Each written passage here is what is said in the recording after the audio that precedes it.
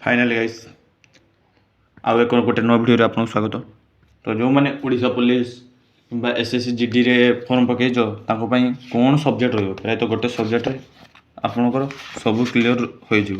तो कौन कौन सब्जेक्ट रो तो फास्ट गोटे कोडिंग डिकोडिंग प्राय तो दुईटा अल्फाबेट टेस्ट से भी दुई एवं लॉजिकल ऑर्डर मिसिंग कैरेक्टर प्राय तो सेमती रुहेनी सीरीज एनालॉजी प्राय तो direction and distance confirm blood relation तापर sitting arrangement group and selection तापर क्यूब एंड डाइज तो मिरर एंड वाटर इमेज तो paper folding statement and conclusion यही सब सब्जेक्ट सब रही।